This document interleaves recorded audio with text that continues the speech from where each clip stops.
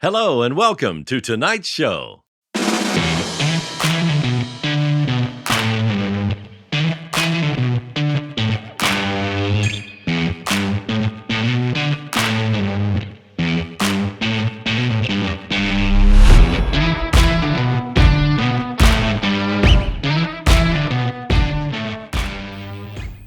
Hello and welcome to On the Bench, Season 9, Episode 204, the podcast for scale modelers by scale modelers, all about scale models. This brand new episode for 2025 is being brought to you by our latest Patreon supporters, Matt Payne, Steve Anderson, Alfonso the Traitor, Chris Becker, David Roach, Don Woodward, and AC. You too can help support the show just like these fine gentlemen. Simply go to www.patreon.com/onthebench and pledge any amount from as little as $1 per month upwards. Your contributions greatly help with our hosting and publication costs and are greatly appreciated by myself, Ian and Julian. And don't forget, every supporter gets a OTB sticker, and every financial supporter goes into our Patreon Wheel of Fortune, which this episode is going to be an absolute cracker. But before we get on with the show, let's have a word from our wonderful sponsor, the Scale Modelers Supply. Are you looking for top quality paints for your next project? Then look no further than the Scale Modelers Supply, Australia's hobby paint. Hi, I'm Scott, and as a passionate modeler myself, I've spent years creating the SMS product range, designing them specifically with the scale modeler in mind. We have worked extensively to develop our acrylic lacquer paint range to not only be airbrush ready straight out of the bottle, but also to be easy to use so that anyone of any skill level can create professional results with minimal effort. Just give the bottle a good shake, pour into your airbrush, and spray at 15 psi. So dive into your next project with confidence, knowing that you're backed by one of the finest hobby paints on the market. Head over to our website at scalemodeler.com.au to check out our full range and to find your closest retailer. And hello and welcome to 2025. Gentlemen, in the studio I've got Ian. G'day Dave, g'day Julian, and g'day everyone out there in Radio Land. Got Stewart. Stewart. Hi, my name's Stewart. We've got Julian. Julian. Yeah. That's all right. It's my first time on this podcast, so you know. Yeah. Oh, jeez, we're It's all new. off to a good start for the year. No, that's fine. How are we, gentlemen? Tired. Well, you've had a big month, haven't you? Oh, I had a huge month moving. Oh, God. I cannot believe how much crap I've accumulated in 40 years. I can't believe how many models you got. I know. Those models were moving that I forgot I even had.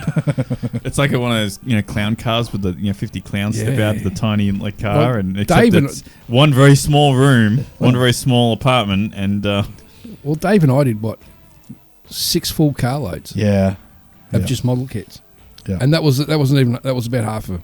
And then there was the actual models we moved as well. Yeah. Which thankfully we didn't. We only had one accident, I think. Yeah, and it basically wasn't really an accident. It was just the sub came off the base. Yeah. So the sub's still in one piece. Oh, until I picked it up and broke the rudder off it. Oh, okay. But still, it was remarkably smooth. Yeah. The move itself. Yeah. So I can't believe you got it done so fast. I thought that would drag out for a long time yet. yeah, it was like 2 weeks of just solid moving. And because on top of that, you had to do prep work when you're moving into the house. Yeah. So you had to paint the rooms. Well, and empty out 2 them. rooms, recarpet 2 rooms, painted 1 room. So 1 room's my man cave. That's coming up an absolute treat now. Because I thought, well, it's got a wardrobe in there. So I removed the doors, removed the centre trim from around the door frame, and painted it up inside, and we little bought a new 12x6 desk which sits in there perfectly, so I've got enough room in there. Half of that desk has got a computer monitor and a keyboard, and the other half is empty, so I've got a little space there where I can work on small projects until I get a proper outdoor studio built. Wow. So this week I'm getting my air conditioning components Delivered. So Is that hopefully, going to be reverse cycle? So you got heating and cooling? Yep. Okay, perfect. Yep.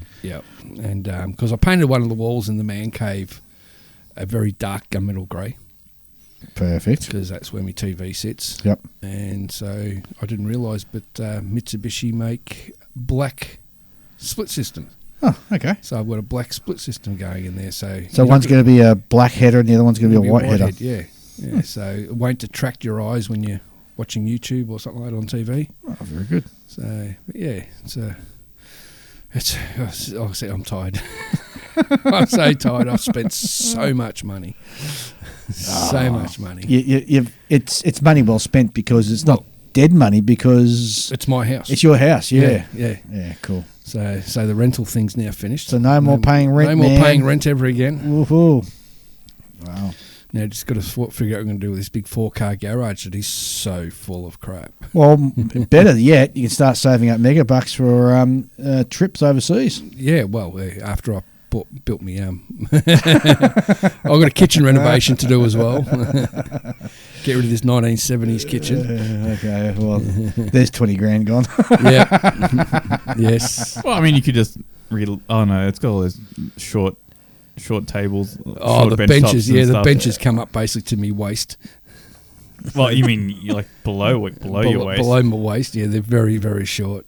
They're not the standard kitchen height. Not modern kitchen. Yeah. Like I said, it's 1970, so I don't know. Back then, everyone was shorter. I know I was. But like I said, it's all done. It's all done and dusted. So I'm really happy. So now it's just work at my own pace, save money. Very good. Start buying some more kits again. So you didn't learn your lesson after moving all those kits? No, well, what I've decided is I'm going to offload a lot of kits. Because a lot of kits I've got in my collection I'm just not interested in anymore. Oh, you can have a genuine garage sale. Oh, yeah. Yeah, well. Funnily enough, I had hard rubbish, and I put some half-built old shitty kits in my hard rubbish, plus about 10 years worth of old White Dwarf magazines. They went within a day. Someone walked past and just pinched all my half-built kits out of the hard rubbish off the front lawn, and all these like 10 years worth of old White Dwarf magazines. So what did one of those kits that got cut, was that the Heinkel 219? Yes. Was it? Yeah. Oh, you got rid of it. Yes, the old resin Heinkel 219. See, so it wasn't enough that Tamiya brought out a much better kit. Also, you just went off German aircraft as well. That's right, yeah. So, yeah, see ya. Because I've got a ton of P40s I've got to get rid of now. Oh, yeah. Now that Edwards bought out their magnificent-looking P40. And you can do so much better work now. Yeah. For sure. So, I'm just going to get rid of all them. I've got a ton of... Did you get rid of any of the kits that you had finished as well? I gave about 40 aircraft to my neighbour. Oh, there you go. That's so good, man. He had like a whole heap of cabinets, and he's really interested in that sort of stuff, and he really liked what I did, and it's like, well, I don't want these anymore, so do you want them? And he goes, oh, yeah. So I just, there you go, mate, take them, put them in your cabinets. Nice. He's quite happy with that. So now you have to go through your... Well, I think I've got about 10 built aircraft now. That must be liberating. Oh, it is. That's so much more room for activities in the cabinet. Well, the cabinets are sitting in the shed because there's nowhere to put them. That's all right. I'm actually probably going to get rid of them. Oh, yeah? Yeah, because when I get my studio built, I was going to custom build some proper cabinets down one side of the wall. Oh, yeah. Make them really deep. Mm-hmm. So I can do some of my bigger projects. Mm-hmm. Well, I mean, you can do whatever you want, right? Well, it's my house. So yeah, I mean... well, half it, I'm going to say half it's my house. But I mean, like, you can get pretty creative if you as long as you're making your own cabinets, you can get pretty creative, right? So you could... well, you could just line an entire, like, upper, wall area. In my man cave, once I get rid of the ceiling fan and the control box off one wall, I'm going to build, like, a little cabinet in that little section, which is about probably, I don't know, just under 2 foot long. Oh, yeah. But I'm only going to build it like a foot deep, so it's not sort of protruding too much, and just that custom build that myself, and just get some glass in front of it, and You know, you should have a cabinet specifically for figures. Yeah, it would kind of encourage you to do more of those. Because I got these old IKEA chrome and glass wall like shelving systems. Oh yeah, that I've had since I got them off my parents. So God knows how old they are, 40 plus years old. But they still look pretty good. But they're just sitting there temporary at the moment. They're just for Mum's cat when she decides to pay me a visit and wants to climb up somewhere high. So I haven't put anything in there because it's just going to get knocked on the floor. right. But I'll get rid of them because I was thinking about maybe building something around the TV. Oh yeah, Maybe have some bit of shelf cabinets in there and then a bookcase so I can take all my books out of storage. Because God, I've got a lot of books. A lot of books. The problem is all the stuff I need at the moment is buried underneath other stuff because there's stuff. Well, that's going to silly be enough. When I moved, it was the first stuff I moved. That's going to be like discovering a new country when you start digging through and go, oh yeah, I know. Yeah. But I'm going So to that'd be hire. fun. I'm going to hire a skip and go through the shed because it's a big 4-car garage and there's, but you there's need stuff to- in there that's been sitting there for 30 odd years that hasn't moved and that no one's used, so they can all just go. yeah. Get one side, I'm going to have shelving. The other side, I'm going to have like where all the power outlets are all on one side. And I'll set up some benches so I could have my woodworking gear set up in there. Oh I yeah. still have enough room to park my car. Yeah. Because at the moment the car sits in the driveway because there's just nowhere else to put it. Because I had to get a new door mechanism For the garage door. for the garage door. Yeah. Because the that was so old that the gears had started to chew themselves out. So that's all done now. So yeah, like I said, I've been spending so much money. Oh, So like I much said, it's money. good money that you're Yeah. spending. So, Yeah. Julian, Are we going straight to me? I thought we were going to talk about Ian more. I think we've talked Ian to death already. No, well, you can keep talking if you want. Yeah, I mean, like, so you would get rid of a lot. You're going to go for with the sprue finders or something like that. and Yeah, just give them a buzz and just say, look, this is what I got. Come around. How much do you estimate them taking away? Like, what percentage of your existing kits? Maybe half. Maybe half. Mm-hmm. That's a lot less than I would have thought. Because I mean, I get a lot of kids there. Yeah, a But lot how of kids. are you going to divide it up? I mean, because you've got to go through it all to determine what you're going to flog off. And is it not better to go to a like a swap and sell. swap and sell? Yeah, but then you're going to bring stuff back with you because you're not going to sell everything. Yeah, but if you price it to sell, it'll sell. Yeah, but then again, if I go to sprue finders or whatever we got here locally, they'll just buy it all. Yeah, but they'll only buy it 25 cents on the dollar. Get rid of it. Okay. Plus, it saves me having to pay for a table, ship it myself. All right. Well, Not to mention he's got 6 carloads worth. so Yeah. well, I know I helped him move it, man. So does that mean you're going to move 6 carloads worth of stuff to? Well, Dave's there's also a kit there for Dave as a payment. Yes, there is. And a decent kit too. Yeah. Well, what we should do, let us know because I want to come around. I want to have right of first refusal. All right. That's actually a pretty good idea. Like people, just Yeah. I just don't want to go with that, like put them all on eBay and then have to No, go no, with that's the all right. prices and No, all not that BS. that. But That's if you just have say one Saturday morning between 11 and 12, invite some mates over and just let them go through and the pile that you put aside that you want to get rid of. Yeah. That's the first thing you need to do. Yeah, you need to separate what you want to keep from what you want to of get course. rid of. Yeah. But then after that, you can sort of go, well, these ones are the ones that friends of mine get dibs on, and then these ones here are the ones that are the most valuable, and maybe you can take those to the swap and sell. Right? Or just straight to Spur Brothers, Yeah. Yeah.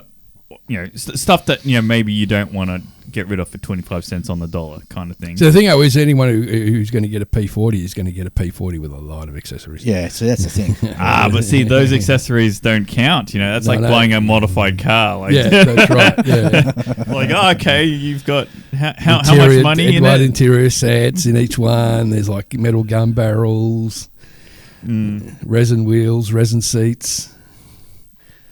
Yeah, I went crazy. As we all And then, do. of course, Edward brings out their kits and it's like, Yeah. well, Yeah. chalk or cheese. Yeah, but I mean, like you could make a reasonable amount of money, certainly enough to fund your new hobby room type thing. Well, that's not going to be cheap. No, of course not. No. That's going to be a lot of money. That's looking But- at least 60. But depending on how it goes, you may be able to cover the cost of air conditioning in that. Well, it definitely has to have air conditioning. It has to have Yeah. a split system in there. Yeah. And a good power grid too, because I'm going to be running 3D printer. All right. 3D I thought you were going to say, I'm going to have like a 3-phase compressor or something. You No, know? well, what I was thinking about doing is once it's built, is have like a little hutch on the side of it where I can go to buy a proper compressor Oh, yeah. and just have a compressor. No worries, yeah. And that way it runs once and that lasts you like 2 weeks without brushing. Yeah.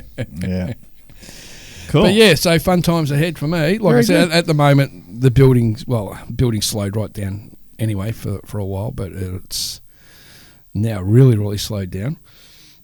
But we're working on it. Excellent. Cool. And the worst thing is I'm now walking distance from the hobby man. Yes. For better or worse. It's bad when you can literally walk to the hobby shop. Yeah. You're not walking. Who are you kidding? I know. As for me, I finished off my my Jaguar His E-Type. Jaguar looks great. Does. Not sure about the grey still. No, really? Yeah. Yeah, you sort of have to think about it in context. Like it's a British car of Yeah, that but era. what about the burgundy colour? I think that Like, would you know, be- the owners, whoever the owner is going to be one of those, bespoke gentlemen. probably an ex-Royal Navy officer, yeah. with Tweed jacket with leather patches. Yeah, on the yeah. elbow. That's exactly the type. You know, His little driving gloves driving gloves, and his yeah. cap, All the stereotypes coming out, right? pencil mustache, You know what? You remember? or a big bushy. You've seen Hot Fuzz, have you? Yes. Yeah. You know how like Timothy Dalton plays that character. He even drives a Jaguar in that. You know. No, and those wire wheels are freaking insane. Yeah, they're the absolute best, Oh. right? It turns it from a fairly like meh looking kit like by itself, and just turns it into like an A grade depiction of an E-Type. Yes. Like it gets it like 90% of the weight to being a very realistic looking model. Yeah, it's like I said, it's come up an absolute treat. It's a really nice, clean build. Yeah, it just looks good. It's got mistakes. I'm not entering this. Maybe I'll enter it into competitions just because I can, but I don't expect it to win because it's got some mistakes. Well, you can only enter it in masterclass anyway, Canberra. In Canberra. Yeah, that's right. Yeah. That's all right. That's You shot whatever. yourself in the foot there, didn't you, Sunshine? Who cares? No. See, that's not how you should look at it. Like, if you belong in Masters, you should be entering in Masters. You shouldn't be lowballing. Hang on a sec. Do I need to get down on my knees as I talk to you now? No. If you want to, as long as you stay like a meter and a half of me. Yeah, don't get too close when you're on your knees. I'm going to have to build a dais to put his chair on so when he comes in. to do Yeah, the that's podcast. right. Yes, scepter and crown. So what about you, Dave? What have you been motoring about on? Oh, okay. So I've finished off my Chinese rocket, which is Yeah, that looks quite good. So that's all done. Really super. Is that a basic. long dong or something? No, no, it wasn't a long dung. It's a chode. it's a Chinese rocket. Just leave it at that, because you guys are going to make fun of whatever I say anyway. So No, I'm not going to make fun of you. Was whatever it you long say. dong or something? No, long It feng. does have What? Dong Feng. Dongfeng. Dongfeng. Yeah. Yeah, But the Dongfeng is their military ones. This is a civil, real space ones, not a military. Yeah, okay. Rocket. Yeah. Like a satellite launcher. So yeah, so I've done that. That's all finished, and thanks to Norm Long for the decals to help me out for that. It's much appreciated. I've got. I'm building a Kinetic Harrier at the moment, which is my god, so painful. I remember Yeah, looking I've through heard the a lot. box. I've been reading a lot online about what a fun kit that is to build, Dave. Yeah, it's different things sort of don't fit, and you've got to put shims in it, or there's so much. I'm calling it filling to do. now. This one's going into the well of tears, as you No, call it. no. I'm going to finish it. If I don't finish it, I lose an eyebrow, or I've got to walk around in a suit that looks. What? Yes, It's Why? part of some of the guys up in Canberra. Yeah. And it's a group build. Ah. And for those who don't, you got to commit to doing the group build. If you don't, you have to either have an eyebrow shaved off, or you got to walk around in a blow-up penis suit Yes. at the show. Okay, so you're just going to build it badly then. I don't give... Yes. Basically anything to make sure I don't lose an eyebrow. Yeah. So I'm battling my way through that. I've got a couple of other projects on the go that I need to finish off. I need to finish off get back into my Falcon 9. I'm struggling as to decide how to actually mount it on a display because it's so heavy. I don't really want to drill up through the rocket, so I'm maybe looking at some like a cradle that it sits in, and I'm just trying to figure out how to pull that off because it's very heavy and it's very tall. Stands up that. Can you 3D print a gantry? No, because I didn't really have a gantry per se that they were connected to. Not like the say the Saturns, for example. It's more of the launch ring that they sort of sit in. So I'm have you like glued most of it together? No, I'm not in that. No, haven't even started that. You thought of maybe taking a look at what Stewart's done with his DR1? No, putting a magnet in there and then having a magnet with a bit of on the end of a clear bit of rod. Well, first of all, the problem with this kit is, I mean, on its side. Yeah, I get what you're saying. Mm. The problem though with this kit is because it's resin, it's quite heavy. Mm-hmm. It stands at about about 1.2 to 1.3 meters high. It's that big. Yeah. Yeah. This is what the thing is. People don't understand how big the Saturns are. Well, the Saturns are, but they certainly have no conception of how big the Falcon 9s are, or indeed the Starship, or even the New Glenn rocket that's was supposed to have launched today, but it didn't. They're absolutely huge. They're really big. They're as big as the Saturn rockets. And in 72nd scale, which is the only true scale that I work in for space stuff, just slipping that in there, it really gives you the sense of scale when you compare it to the other 72nd, like the V2 72nd. Yeah. You can see where it's gone in just 15 years from this little thing up to this huge giant Saturn rocket. It's and that's what I love about doing constant scale. It just shows you the sort of differences so much. So getting back to what you said, it's too tall and it's too heavy to be supported by magnets. So you just need a big steel rod to mount it on? Is that what you're doing? Yeah, but if I do that, because on the Falcon 9, there's no room underneath where all the engines are. I have to sacrifice an engine to put the steel rod through. And then how do I support it internally? How do I take it apart for transportation? So I've got all those things sort of swirling through my mind as to how I'm going to pull it off. I don't know. I'll You have to sacrifice an engine? Yeah. There's no other space on What, the you inside? can't put it through the burner? No. The burners are just too small. Too small, yeah. To support something. Because don't forget, the SpaceX rockets use lots of little engines. Mm-hmm. And so I want to say there's 9 off the top of my head. And one of them's almost smack bang in the middle. So if I'd have to destroy it, completely lose it to have a steel rod go through there. After the show, I'm going to have a look at it. Yeah, I reckon, right. I reckon there might be a way around it. Yeah, okay. I'll be interested to see. Yeah. Apart from that, I've got to say, I'm absolutely loving my new air purifier. It has made a huge difference in my build room. Okay. It's really kept the dust down. Significantly kept the dust down. I'll have to get one. Are you still smoking near it? No. Is that why you love it so much? No, well, it's funny because I only lit that fag up once because I was lazy, and it was just interesting to see how quickly the air purifier detected it and sort of zoomed right up to the maximum sort of thing. It was really cool. Yeah, I know. I started panicking. What, me or the machine? The machine. Yeah, it probably did. Yes. But it's It also was flashing interesting. red lights and everything. Yeah, it was. But it's interesting because when I paint in that room, I vent out my airbrush fumes and paint out through the window, and it doesn't detect that. So obviously my extraction for my painting is spot on, which is good to see. But it's keeping the dust down. Hell of an expensive way of doing it, but it's 'cause I think the air purifier is about $500 it cost me. But in my books, it's well worth it because I'm not having to worry now about dust collecting on the models in my display cabinets and just the dust on my workbench seems to have significantly sort of improved. It's hard to quantify, and I haven't done empirical testing on it, but I've noticed a difference. Okay. Yeah.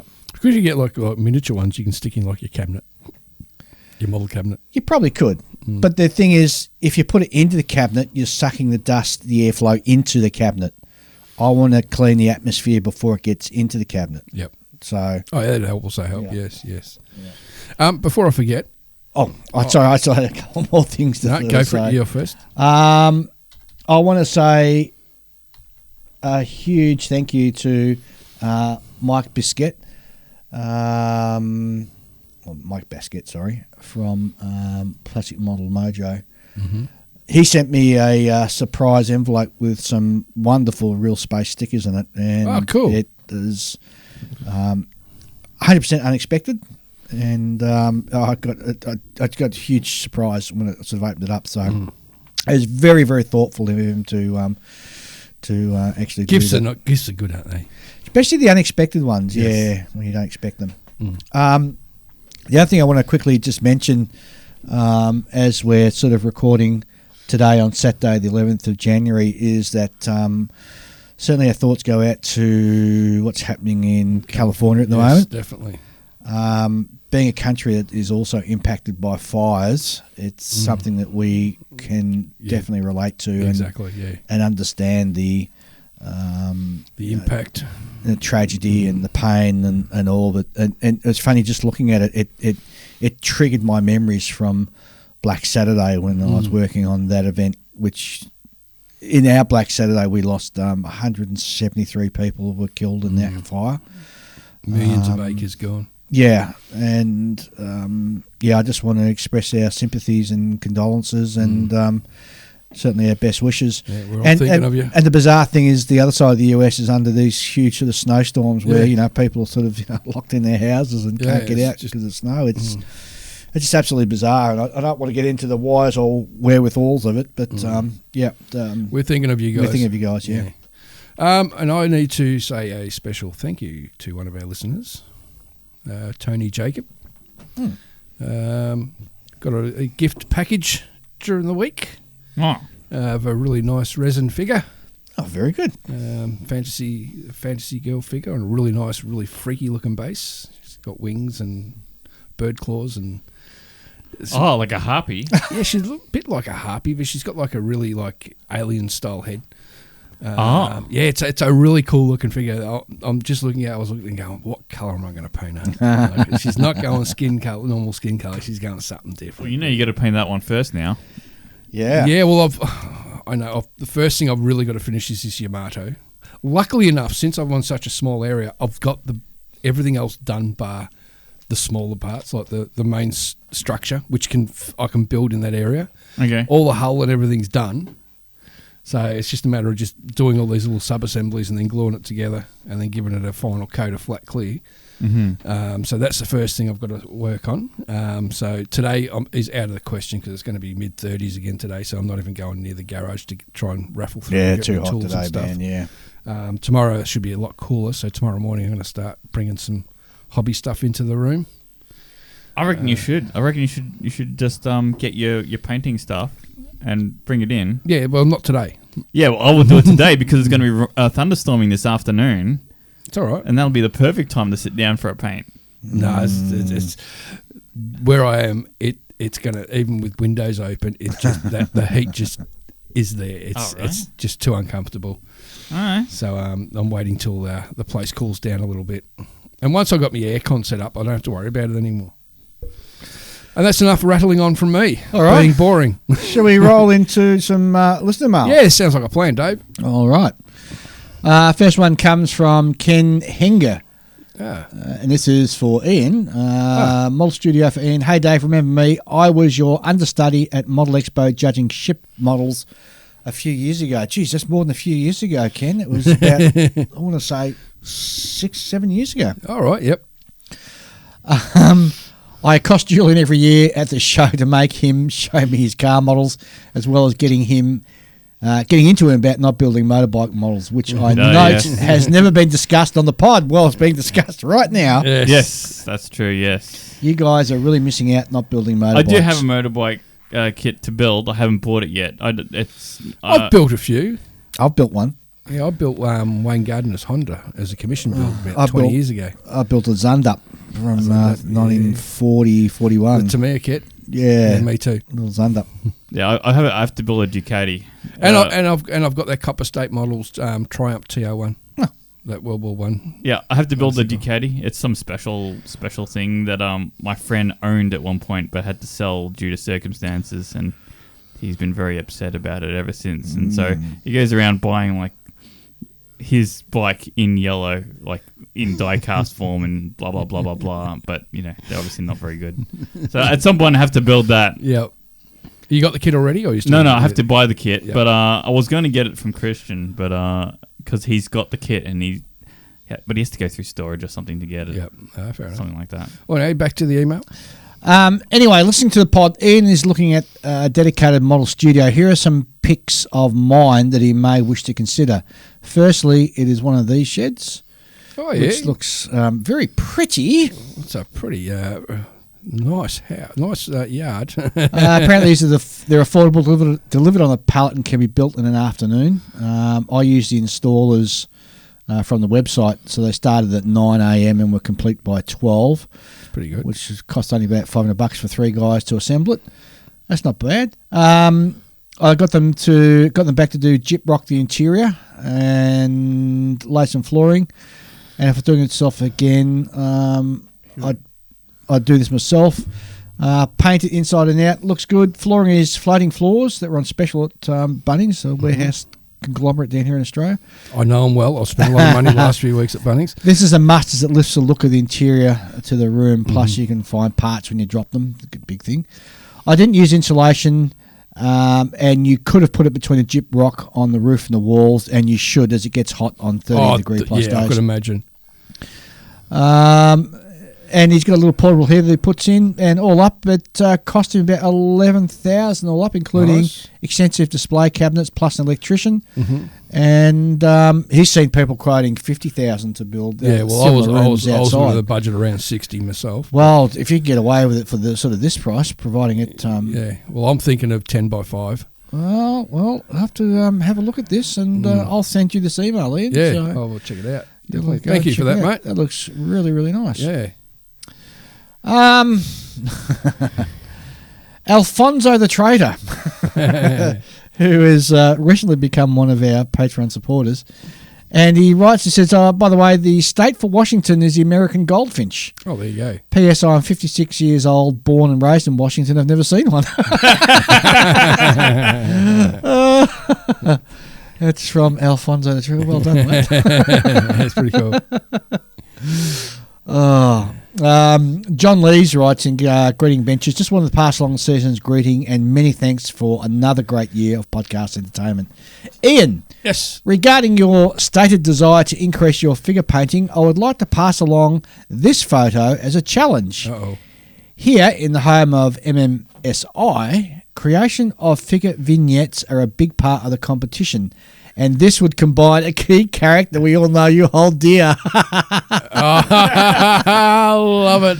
Godzilla playing a guitar with a lei around his neck. I love it. Oh, that is so cool. To Julian, great news hearing that you've picked up Revell's new E-Type, an automobile that Road and Track once called pure sex on wheels, and my personal favourite. I have found a great source of reference photos can be found on eBay Motors under collector cars for sale. Some of the photo spreads are quite complete And here's an example of the Jaguar. So it's a highly very good built one. photos, isn't it?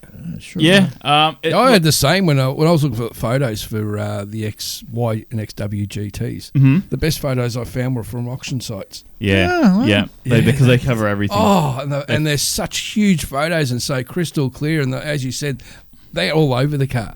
Yeah. Yeah. Even the underside. Yeah, in a under lot the of ca- sides, and that's yeah. one of the places that most people don't take photos of. Exactly. Yep. Right? Very cool. I'll be happy to pass along more that I have saved once it's determined exactly what year the kit is supposed to represent. Anyhow, gents, looking forward to another great year of On the Bench. Best regard from John Lees in Eglin, Illinois. Lovely. It's It's I finished now. the kit. Yeah. It's finished. But they're nice photos. Yeah, if you want to build that kit, I suggest you do so because it is a very good kit, and you wouldn't need to do too much more to it other than replace the wheels. Yes. And maybe wire up the motor, which I didn't do because I Is didn't yours curbside or is it? I was going to make it curbside, Right. but it just has so much I was chroming like door handles and things like that all over it, and I thought, the top of the engine's chrome, and so is this box, and so is this bit, and so is the fuel rail, and so is this, and so are the carbs, and you end up just chroming all these bits, and by the time you're done, you're like, well, that's 90% of the motor. That's 90% of it done. So I just put it in, I just glued it up, and I put it in. I only wanted to do enough of the engine so that it would look like it's got an engine in there from below. Yep. And I just ended up going too far. But I still stopped short of like doing it properly because I just can't be. I cannot be bothered with wiring an engine. It's not too bad. I just can't be bothered. This is not going to be that kind of a model anyway. Yep.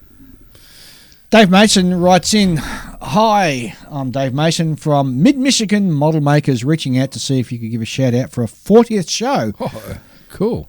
It'll be February the 1st, 2025 in Saginaw,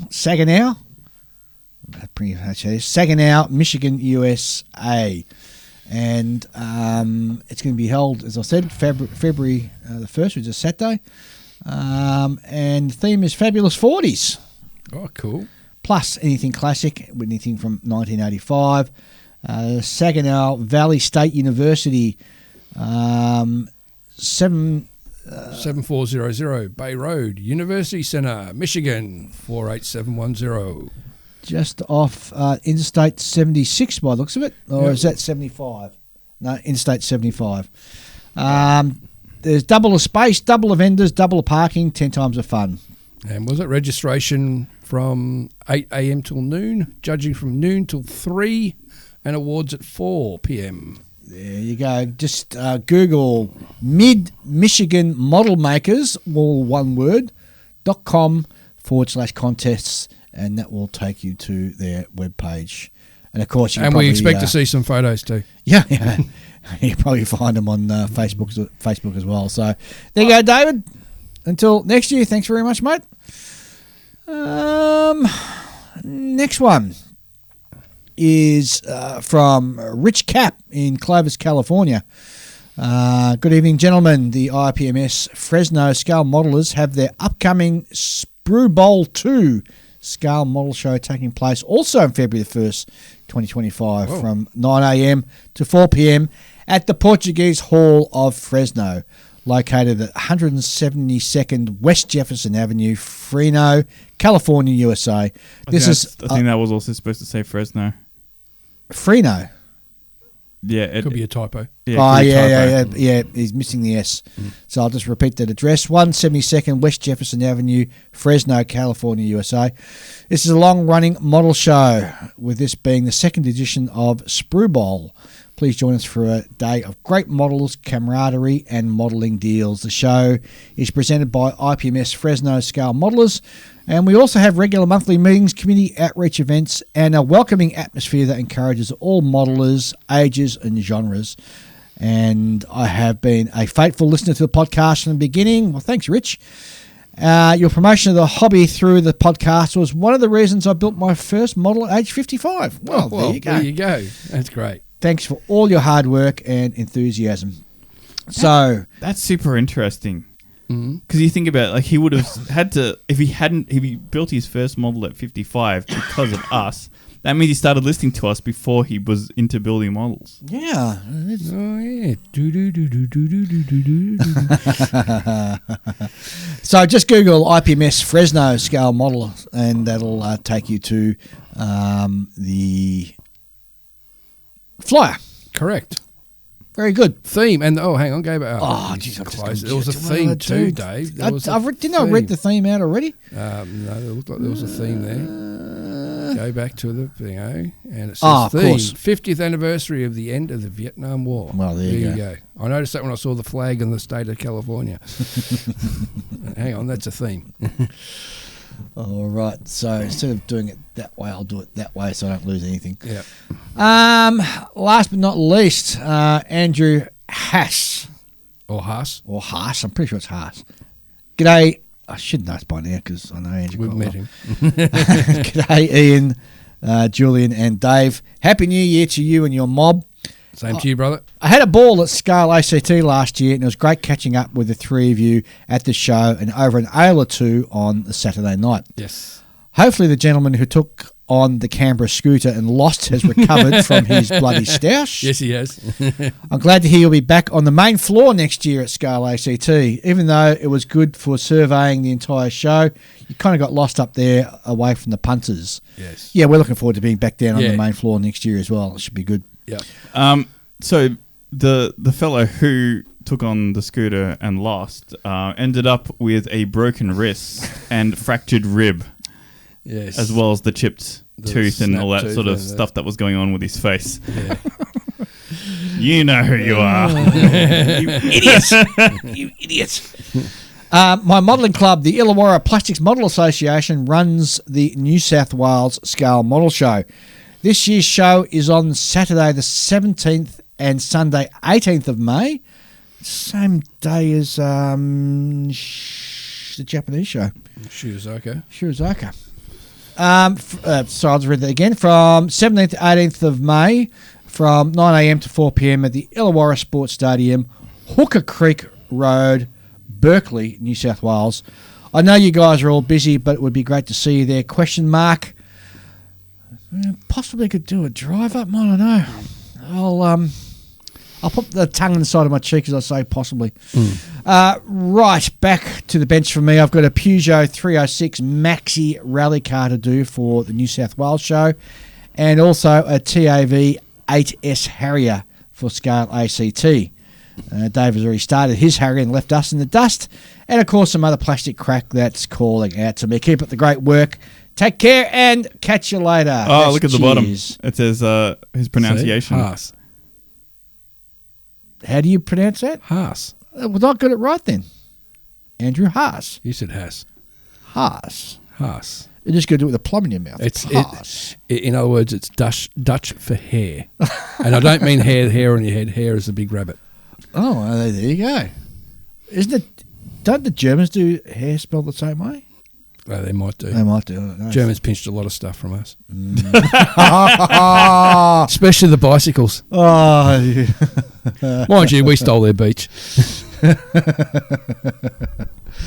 All right. If you want to write into us, you can send us an email at onthebench64@gmail.com. We'd love to hear what you have to say and really enjoy also reading it out. Yes. And don't forget, you can actually leave a voicemail message. So Yeah. check the show We haven't notes. had any yet. There is, not since our anniversary show, we haven't. No. There is a link in the show notes. You just press that, which will take you straight through to SpeakPipe, where you can leave a message. So you can ask a question there, make a comment, do whatever you want. Just know that I'll make sure it's clean before I put it to air. That's right. And we'd certainly love to hear your voice as much as we'd Yes. like to read your emails. So, Next best thing to meet you in person. 100%, yeah.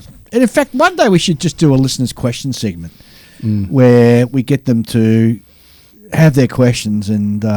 Yeah, we'll try and answer them in the best way we can. yeah, we'll plan for that. That sounds like a good idea. Yeah, totally agree. All right. We've got a great interview coming up. Yes. We've got Stewart Rolfe from Black Hat Scale Models YouTube channel, as well as John Spud Murphy. We're going to be looking and talking all about the M113 1/16th scale model that has recently been released by Andy Hobby HQ. and really keen for this conversation. And as well as that, at the end of that, we're actually going to be spinning the Patreon Wheel of Fortune to find out who the lucky winner is going to be for the 1/16 scale M113. Oh, that's a huge prize, dude. Huge prize. All right, let's get these other guys on the line and have a chat. Sounds great. Back in a minute.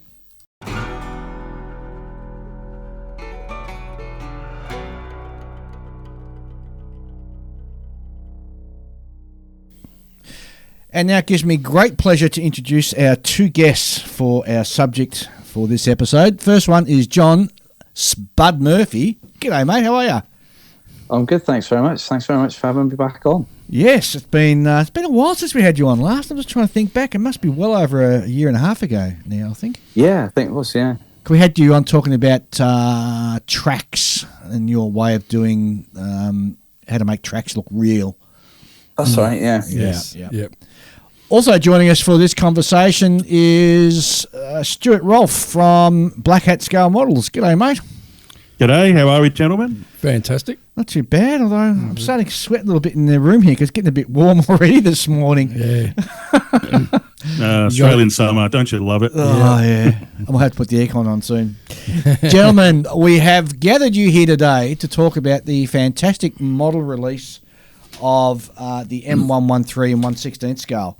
So, just going back, we first spoke about this I spoke about this, let me take a step back. We had Andy on from Andy's Hobby Headquarters back in episode 186, which is in April 24. And I was saying then that how we want to have a M113 and 1/16 scale. And he sort of laughingly said, yeah, we're going to do one. And then it suddenly popped up. Yes. To which a lot of people credit me, incorrectly I might add, as being the one who sort of pushed that. No. No, it wasn't me at all. No, it was all down to Andy. And so the reason we got Spud on is because you've already started building it, haven't you? Yeah, it's like quite a long way on there, actually. It was one of those things, I think it was on, we were talking on the podcast about 16th scale and what I'd like to see next. And I'll take full credit for this. It was all down to me when I said, I think the M113 would be, not to blow my own trumpet, but I did say it would be a really, really cool vehicle to have in the scale because of the conversion potential, the update potential. And, it's been absolutely brilliant that Andy's released it. Well, so for those who are living under a rock and perhaps don't know exactly what we're talking about, so the M113 is a fully tracked APC which was developed and produced by the FMC Corporation in the USA. First entered service in 60, and I think it got delivered to Europe in 61, and actually first saw combat in 62 with the South Vietnamese Army. It's been used by 71 countries around the world. That's impressive. Some of those countries don't exist anymore, but it's been used by 71 countries. And over 80,000 have been produced, of which good old Australia purchased 840, I think, Stuart, and it's a good time to bring you in. Yeah, I think you're right there, Dave. That number sounds right.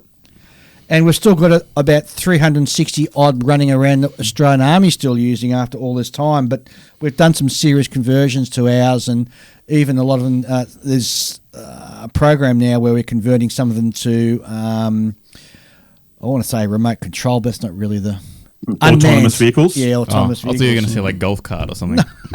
You could almost say that. Yeah, no, autonomous vehicles. I understand that the Army's been testing those for a couple of years now and had quite a lot of success with them. Yeah. Also been used in Ukraine with fairly limited success. It's a fairly tired piece of equipment now, which is outdated on the modern battlefield. But nonetheless, it still has a role of perhaps as a casualty taxi, and certainly in the autonomous role, just as a logistic support. At least it gives you limited protection to some shrapnel and to small arms fire. So I don't think there is anybody who has been in an army who listens to this show who hasn't either been in one, seen one, or had the miserable pleasure like myself to be thrown in the back and tumbled around for hours upon hours upon hours. Yep. John, so you said you started it. Do you want to perhaps step us through the process? And because while it's sort of still the same, the fact that it's such a large scale, I think you have to have a bit of a different approach to it. Would that be correct? You do, yeah, and because obviously the interior is such a prominent feature on this vehicle, and because so much of it is visible when it's finished, I had to kind of take a step back and think about the painting, process and the accessibility of being able to get to some of these parts. If you build it, you move it too far along, then it makes it really difficult to then, paint and weather some of the areas. So, but I do think the way the parts break down and the engineering is so good that you can actually leave a lot of it separate for painting, and then it'll all sort of slot together, further along. Which so far I've had no sort of issues with it, and I have to say I think it's probably, I've built a few of the Andy's hobby kits now. I think it's the best engineered one of them all so far. So wow. You can see how they are. Each kit is improving, massively. With each release. Yeah, wow, that's a huge statement. The aftermarket stuff is starting to kick off. You're doing yours, John, just straight out of the box? I've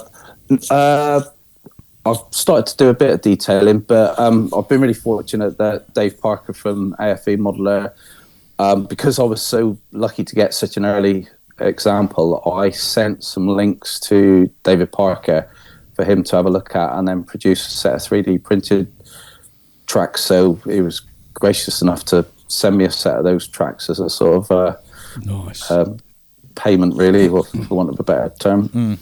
And I've also got their M60 machine guns and the smoke grenades, 50 cal and 7.62 ammo boxes. But because I'm doing the ACAV, it doesn't really need, the finesse of the 3D printed weapons is noticeable. Yeah. But everything else, it's just so nicely done. It doesn't really need a lot of tweaking, if I'm honest. So straight out of the box, you wouldn't really need to go and get an additional set of tracks unless you're looking to sort of specialise the vehicle in somewhere else. Yeah. No, the kit tracks look really, really good. It was only because I obviously got the ones from David that you can see there is a noticeable difference, and they are much quicker to assemble. But if I wasn't in that privileged position, I would have been more than happy to use the kit tracks. Oh, wonderful. The interior side, you touched on it before, so how deep are you diving in with the interior? I mean, because it's such a large kit, it gives the viewer the opportunity to sort of have a good look inside and actually see what's inside. Once you got all the other tailgate down and the top cover lifted up, opened up, you can really still stick your eyeballs in there, unlike, say, a 72nd scale or even indeed a 35th scale. So how far down, absolutely. How deep are you going into the interior? For me, it's going to be more of a painting and weathering exercise, and obviously a lot of stowage. A friend of mine has printed off a load of 50 cal boxes, so I'm basically going to line the floor with the 50 cal boxes, which was quite a common practice with either sandbags or whatever else they could get to sort of help with mine protection. So I've got about 54 50 cal ammo boxes that I'm painting and weathering at the moment. I saw a picture of that, and you can put two ammo boxes together, and no two ammo boxes are the same. They're always got slight different patina to it or different scratches, and I quite like the process that you took where you sort of made sure that each one was sort of different to all the other ones.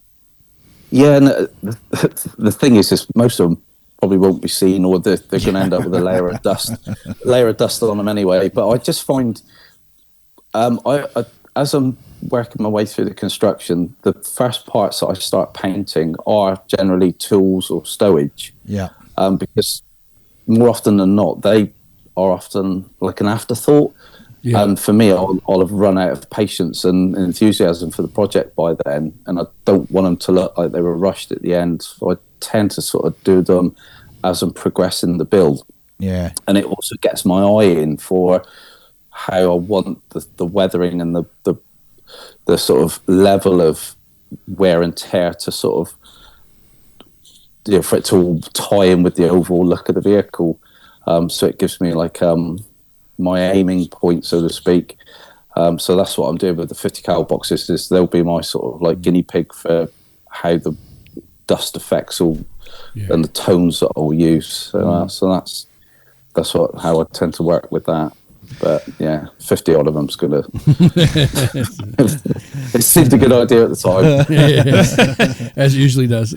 So you mentioned aftermarket parts, and Stuart, step in any time, because I know you've already sort of started purchasing some as well.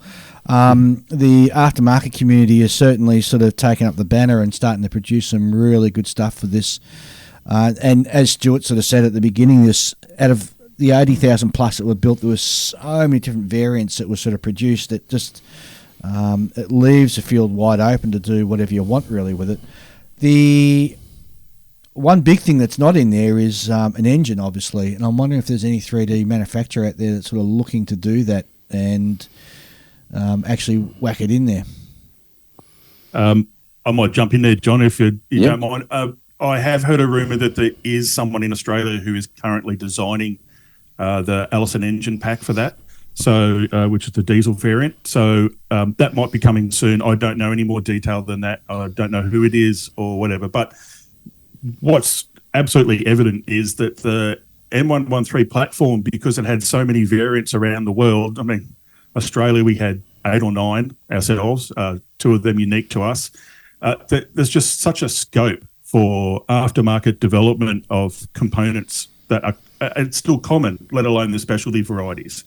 I think you're going to see a whirlwind in the next 12 months of things being developed and released. Certainly Jason Studios, who's working with Andy on this, has already started releasing parts, which Andy's selling through his website.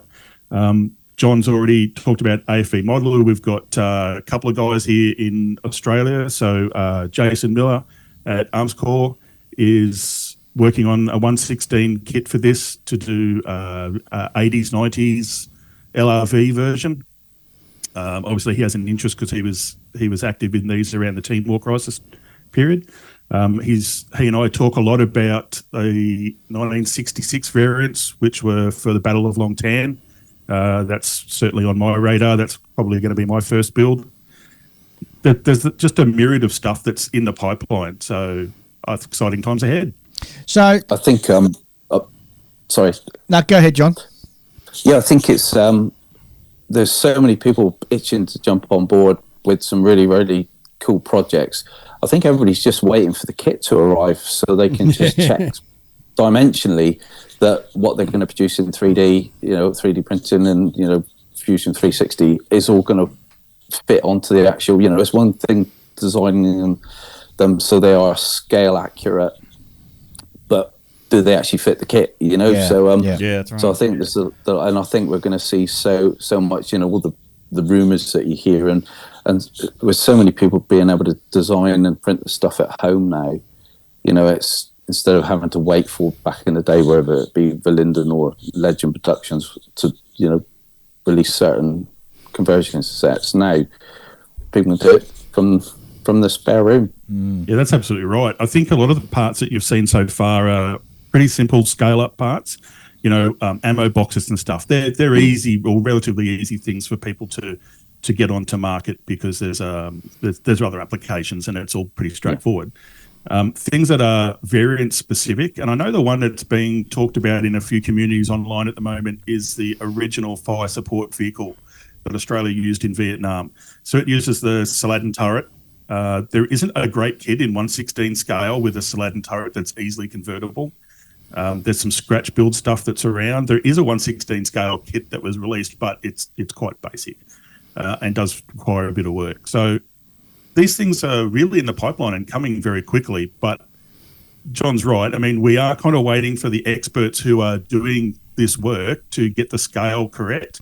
because we all know what's going to happen. If you get it wrong out of the gate, everyone's going to slam you because it's inaccurate, and they're going to run away from you and go to somebody else. So people are being quite smart about it. They're taking their time to try and get the details right. And so they should too, as you said. And it's, I mean, I'm just thinking, geez, trying to convert one of these to an Israeli one would be, it'd be a horror show trying to do that, because those guys, chopped and changed the whole thing completely almost. They just literally threw stuff at them and say, "Oh, what's that do? Look at that." Exactly right, yeah. Stewart, you're going to be tackling a Long Tan version. For listeners who don't know, Long Tan was a very sort of famous battle that Australia took place in Vietnam. In fact, there's a fantastic movie out, which is, I'd actually recommend people watch it, called Danger Close, which is all about that particular battle. The kit as it is, does it take much to change it into an Australian M113 for the 1966 time period, or the Vietnam time period, I should say? Oh, geez, hold me down to this one. Okay, no, and yes. So let me put it this way. Jason Miller at Arms Corps and I had a discussion yesterday for 3 hours about which radio configuration should be used in this variant. So, yeah. It can go on and on. It depends on how far you want to rivet count into doing this. But let's put it in simple terms. This kit will enable you to do the pintle-mounted 50 caliber machine gun on the top without all the gun shields, etc. So in the Battle of Long Tan, there were vehicles involved from 2 different troops of 1 APC squadron. Some had gun shields, some didn't. Some had radio and intercom, and some didn't. The vehicles, for instance, from 3 Troop that the APC troop leader, Adrian Roberts, had, they were the original vehicles from 419 Prince of Wales Light Horse Regiment that had been operating with an American airborne brigade for 12 months before August of 1966. So they had US-based radios and intercom in them. There are 2 variations that we can see from picture references. So I think out of this kit, you could use the 524 radio sets and the IC and the VIC-1 harness that comes in the kit straight out of the box. That would be a fair representation to use, and I think it's arguable that that's probably 90% likely what the vehicles at Long Tan we're using. Wow. This is getting into, those kind of conversations you hear people have about like Tiger tanks and going into the that one was like the first but not the second week of August of 1944, whatever. Yep. But we're lucky because we've got for Australian service vehicles in Australian service, we've got extremely good records as well as photographic evidence, although sometimes that's a bit contradictory, the photographic evidence. But by and large, we've got fairly good evidence and to show us what was around from 64 through to 71, I think, when we finally got out of Vietnam. Yeah, I'd like to actually, while we're talking about this, put a call out to anyone in Australia who served in those vehicles who's got picture references from Vietnam of the interior of the vehicles. Please find me. We're really looking for them because there are so many people in this country. I mean, I can't speak for the rest of the world, but I know that this is going to be the same issue that every country who's operated these vehicles, or for anyone who has an interest in these vehicles anywhere in the world, if they want to do a scalable version of a vehicle that they served in, and if you're an Australian, I really want to help you because I want to try and get this right. I know the 3D modelers in Australia who are trying to get the conversion parts done, they want to do it right for you as well.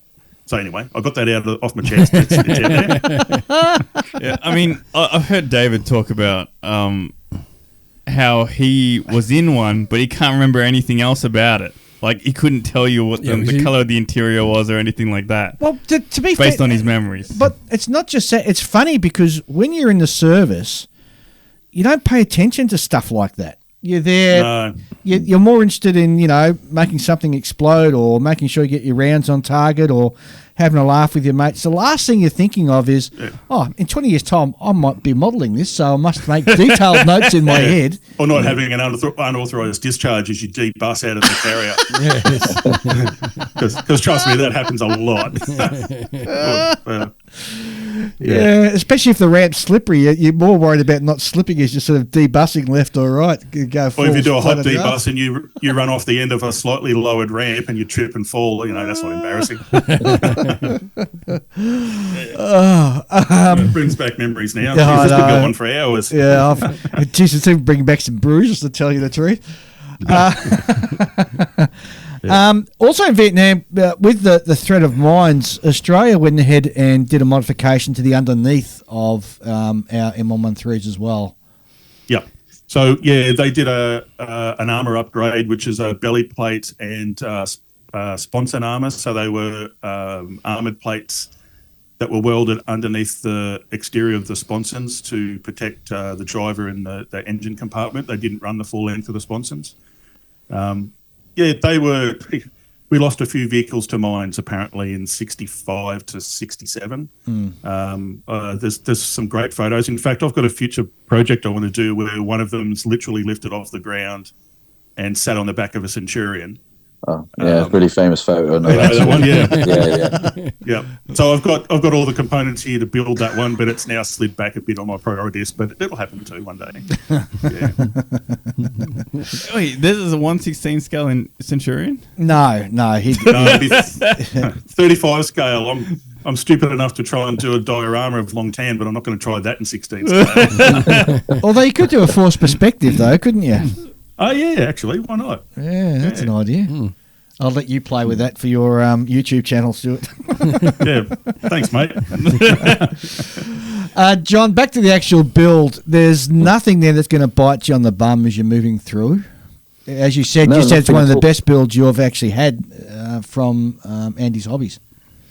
Yeah. It's actually... all the other ones I've built so far, so all of the 4, I think, I've done now, they've all been like a year-long project, where this one, I picked the kit up, I think it was November it arrived, and it's only because I've started faffing with all the little, extra bits, the parts I'm detailing and accessories. But it's all, I'm sort of keep looking at it now, and it's such a long way on. Once I've actually finished painting, weathered the interior, that's the vast majority of it done. I think really the construction is so easy. If you were to, if I was going to recommend a 16th scale kit for anybody who's never built one before, I would actually say this. You couldn't go far wrong with this, if I'm honest. Wow. And it's not overwhelming. It's not too big in this scale compared with like your main battle tanks and stuff. And it's actually a really nice size, manageable. Parts count's not over the top. I think the only bit that probably would be the one area I'd sort of err a bit of caution with is all the little footman loops. Adding those, because there's an awful lot of those. But that's about the only thing I could think of that would cause anybody any sort of issues at all with it. And that's just a decent pair of side cutters, and you'll be fine. I want to dive. You go ahead, Stuart. So I was going to say, I would think on the reward for effort scale, because it's a 1/16 kit. I know a lot of people get scared off on that, but you're getting an interior that's highly visible, and there's a lot of parts on that which can be made to be operational, like hatches and whatnot. And the tracks are fully workable, and suspension works and everything. The reward for effort is enormous. What you're putting into that, you're going to get a really good vehicle out of it. Yeah. It's a lot of plastic for the money, actually. I think over here it's going to retail for around just over £100, and there's an awful lot of 35th scale kits that are coming out now that are pushing £75 or more. So for the value of it, it's really, really good. Well, to put the value in perspective, so here the Tamiya F35A in 72nd scale is $75, and I think the 1/16 scale M113, I want to say is $219, $250 Australian. So, you sort of measure that up and you go, well, it's only really it's only 3 72nd scale kits, really. You're not too far off. But well, I think it's probably equates to pretty much most of the either your 48 scale Tamiya Tomcats and things like that are all around the same price. Exactly.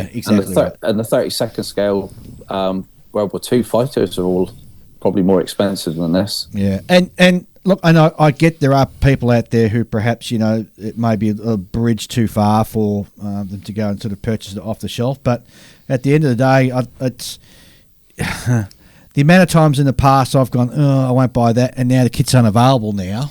It's one of those things. Just pull the trigger and purchase it. Because, Dave, pull the trigger and purchase it. Yeah, I will. I've got to give one away first on their competition today before I can go get my own. Oh, Dave, if you're going to buy one, you might as well buy two. You won't be satisfied just building one of them. And do you want to stop one short of a hat trick? No. And because Ian and I, we're well accustomed to, especially with the ship modelling side of our hobby, spending money. Yes, exactly. And now that I'm into rockets and I'm having to you're going to have to build another one for NASA, right? Yes. Do your lime green I've version. already got the NASA lime green but version. is it 1/16 scale though? I don't want it to be 1/16 scale. I got to shut these like the way guys you up. think, Julian. I want to dive in now to talking about painting and weathering, and there's a couple of reasons for this. So firstly, there's always the fear in my mind, and indeed if you don't pull it off properly, that a 1/16 scale armour model is going to look like a remote control model. Yeah. Or a toy. So you've really got to have that in the back of your mind as you approach the subject to paint it. The other thing is, and the weathering too. We'll also talk about the weathering as well. You get to change your attitude for that. But the biggest thing, and no doubt will cause a huge amount of discussion in perhaps maybe in some fisticuffs around the world somewhere, is the type of khaki green to paint it for the time period. Because, Stuart, you can jump in here. I know that the Australian Army has a slightly different sort of green to what the Americans had. When we first got the M113s, they came out of the US factory, but at some point they might have been changed. Yep. And then on top of that, you've got the actual conditions in Southeast Asia where pretty severe sort of sun would bleach. Yeah, but it would leach out some of the stuff, so you're getting more of a yellowish sort of tinge coming through to your green. So I'll just let that hand grenade there and let you guys discuss it. I'll talk about the Australian ones quickly and then let John run at this because, honestly, John's the expert at 16 scale weathering after his fantastic kit he took to SMC last year. So that conversation, you've got that one, mate.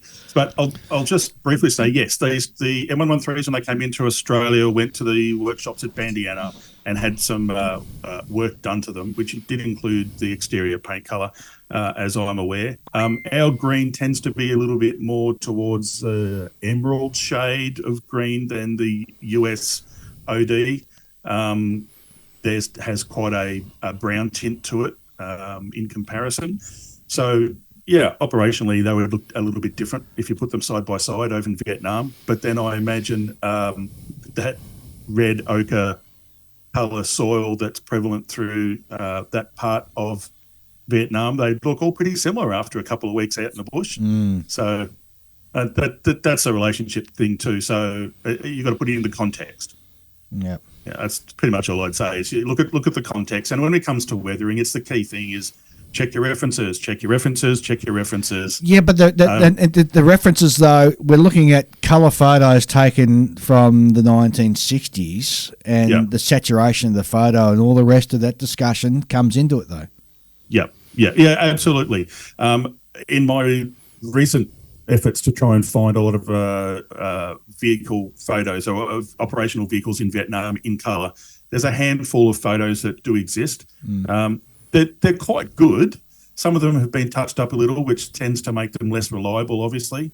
But taken into context, you can see, when I say check references, I'm looking at compare one vehicle to another to see if it's an Australian M113 versus a US vehicle in service. You can see the difference between them. rather than try and guess the exact colour off a 50-year-old photo. It really isn't going to be all that successful. Yeah. John? Yeah, well, that's kind of. I was trying to maybe reevaluate what I was going to say. My perception is when I've looked at the Australian vehicles, they seem to be more of a khaki colour rather than the olive drab. And I do see an awful lot of people do US armour in Vietnam as a very faded olive drab, where, again, looking at the colour photos, and thankfully, Vietnam was the first sort of really fully documented war that was in colour. Obviously there's 1,000,001 debates when we talk about shades of olive drab in Shermans in World War II, or, God forbid, Dunkel Gelb. But the thing with I've got some really, really nice colour photos that do show how dark that US OD was. But for me, it's as long as I've got it within like a ballpark where someone's not going to go, oh, that's too much of this shade, too much of that. It's not going to look like this kind of where people do Russian armour is that weird pea green colour. Yeah. As long as I sort of stay within a certain sort of spectrum, I'm more interested in the weathering effects, and the base camouflage color is just almost, it's your background to all the weathering effects. So it hopefully your eye's not drawn to that color; it's drawn to the overall effect of what you're trying to sort of portray from that vehicle, and what action it's been in, and where it's operated. So that's sort of a bit of a get out clause, but that's what I obsess to a degree on it, that I've got it to what I perceive it for my mind's eye. But when people go on about it, and they've tested every one of the different Tamiya paints and every other paint manufacturer, and sort of saying, well, this spectrally is a little bit too blue or a little bit too yellow, I don't bother too much about that. If it looks right to me, I'll just go for it. Yeah. But because you're not doing the sort of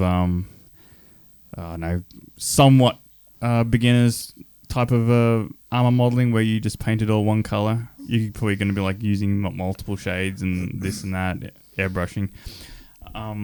So to be clear, are you doing yours as a Vietnam?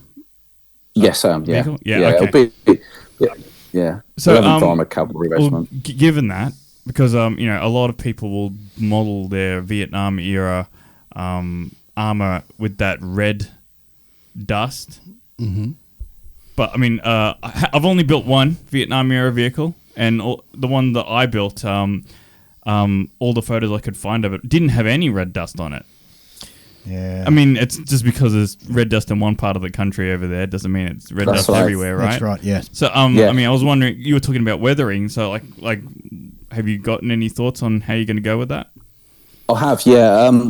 Interesting you were saying about, people just assume that all of Vietnam was that red colour, but it obviously, as you said, it wasn't. And I've done a couple of Australian Centurions from Vietnam, and neither of those were in the red dust. And I did the thing where I've not been to Vietnam, I'd love to go. So what I did was looked at the area of operation for the Australian Centurions, and then went on Google Earth, and I went on Street View, and basically strolled, virtually down a road, and to look at the colour of the dirt on the side of the road. And I was like, that's as close as I could possibly get, so to get a good idea of what the tones of the soil were for when I put them on the Australian Centurions. But for where the 11th Armour Cavalry Regiment were, there were some of the Highland areas, it was predominantly that red, and almost some of it's almost orange or a pink tone. And so I'm going to go for like a pink tone, because I think it will actually contrast really nicely with that very dark, as Stewart said, almost like an emerald-based green. I've got a great close-up picture of an ACAV gun shield, Commander's gun shield, and it's got a slight polish sheen to it on the edges, you know, from handling and, you know, greasy hands and whatever. But I'm hoping that'll just contrast so nicely with the pink, because the two, you know, with the pink's certainly an unusual colour, you know, that most people wouldn't ever think of sort of weathering a vehicle with. So it'll be that. I should practice on a mule, but I won't. I'll just go straight onto the actual vehicle. It's just like become like a Bob Ross happy accident at worst. My happy accidents never happy. They're just called accidents. Yeah. Diving a little bit more in regards to the weathering side of it, because weathering for 72nd against 35th is against 1/16th, you've got to change gears, I think, in how you approach it. Yeah, definitely. It's all about the layering, to be honest. In this scale, the weathering is actually a texture rather than just a layer of paint, you know, to simulate. You do actually have to build up detritus in the corners and around edges and in panel lines and things like that. So it's not one of those where, you know, you can read an article and it sort of said I painted, then I shaded, then I did a pin wash, and then I added some pigment, and that's it, finished. I tend to go backwards and forwards with all of those processes. So you start building up the layers. So if you're adding a layer of dust, and then you're going to add some oil stains, and then like another layer of sort of dust that's then been impregnated by the oil, and you know it's quite a laborious procedure, but I really enjoy it because as you're adding each one, I just feel it starts to really bring it to life, you know. And even that's the bit I enjoy. Even our M113 sort of used in here in the Aussie bush, and I can imagine in Vietnam it was exactly the same. They got a lot of sort of scratches and scuffs on the paintwork as they were just moving through the scrub. But in 1/16th scale, you can almost see, and it's going to sound really weird me saying this, you can almost see at 1/16th scale the difference between a fresh scuff and an old scuff on the paint. Yeah, that's going to definitely. be. And it's going to be interesting. I'll be very keen to see how you do it, how you sort of age the weathering, because some's going to be newer than other parts of it. Yeah, so one of the things, it's something I've talked about before. Whether I model a specific vehicle, or as I've sort of said, I'll pick the next vehicle in line. There may be quite a famous photo of one vehicle, but I'll do, like, if it's say like Bravo 12, I'll do Bravo 11 or something like that. So it's of the same troop. So the the stowage is going to be similar, and the layout of the vehicle, but it gives me a bit of an artistic license. And there's one that I've seen that's got a roll of barbed wire lashed to the side of the hull, and where the vehicle's moved, the barbed wire swung backwards and forwards. Oh, yep, you may look an arc and of it's scratches. left like arc scratches in it, and because obviously it's aluminium, you know, you're going to get that really quite bright, and it's something I think that's such a cool effect, and I really want to have a go with that. And apart from talking to Pete Usher about how I'd actually make a roll of barbed wire in 16th scale, which I think I'm going to have to do it for real, that it'll be a case of spraying, you know, the hull in, you know, probably like a car silver, you know, so it's really durable, and then do the sort of, you know, whether it's like hairspray chipping, and but yeah, I think that'll be a really nice effect to try, and then have that, which is like fresh, and then some old. But mind you, see, this is another thing with aluminium; it does tend to stay bright for quite a long time. So right, yeah, because it doesn't have unlike steel, where you can have like a grey piece of steel showing, and then obviously it goes, you've got your yellow, orange, and then the darker brown. So, but it can. There's that danger of it looking very toy-like, because you're using quite a bright colour underneath. So it's going to be one that's going to, you know, literally metaphorically a bit of head scratching when I'm about to do it. Like, yeah. Stewart, when you were running around in your and the Aussie nicknamed them cars, didn't they? what I used to call it a car. You could throw carrier, car, box. Yeah, I've heard a few. Yep. Yeah. So you used to live at it for weeks on end. So what sort of detritus and stuff did you end up having in the back of it? Every Aussie crewman who's crewed a armoured vehicle will tell you the most important thing or most important element that you're going to have. Actually, there's two important elements: a jack box. So if you're not familiar with what that term means, it's usually a wooden crate in carriers, certainly in the unit I was in, that would sit on top of the battery box. And in that, you would keep your jack items, which are all your civvy food stuff that you don't get as rations that you want to carry around with you. So that could be, honestly, anything.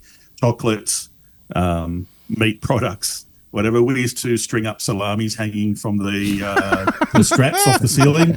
Because in the Aussie heat, they're great. They sweat out the fat that's in them and they last indefinitely for the length of time we're out fielding. You just cut a piece off and you want it. Yeah. And the other thing is a jaffle line. If you don't have a jaffle line, then you can't cook jaffle. So you might as well not be out there, to be honest. You better explain what a jaffle line is to some of our international listeners.